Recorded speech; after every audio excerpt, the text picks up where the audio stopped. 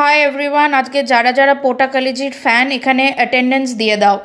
প্রথম এটার জন্য চাই হচ্ছে অনিয়ন, চিলি, লঙ্কা, টমেটো, আর গরম মশলার মধ্যে তেজপাতা, এলাচ, লবঙ্গ আর star anise, ginger garlic paste, আর এটাকে বলে হচ্ছে গিজার্ড ইংলিশে, নয়তো আমরা পোটা বলি। সর্ষের তেল নিলাম কড়াইতে, তার মধ্যে ঢেলে দিলাম এক এক করে সব গরম মশলাগুলো, স্টার এনিস, এলাচ, লবঙ্গ, তেজপাতা।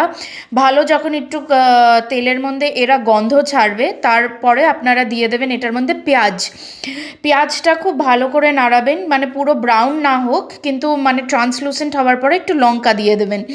লঙ্কাটা খুব শীতের সময় খাওয়াটাও ভালো। তারপরে দিলাম হচ্ছে টমেটো।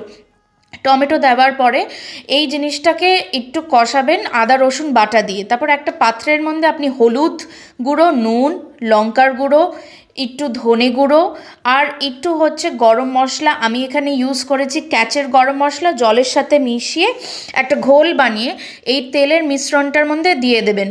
দেওয়ার পরে দেখবেন যে টমেটো যখন মানে পুরো পেস্ট হয়ে গেছে, তার মধ্যে দিয়ে দিন হচ্ছে গিজার্ডগুলো। এটা রান্না করতে বেশিক্ষণ সময় লাগে না। নামানোর আগে ধনেপাতা আর কাঁচা পেঁয়াজ দিয়ে পরিবেশন করুন, আর গরম গরম ভাত দিয়ে খান। বাই।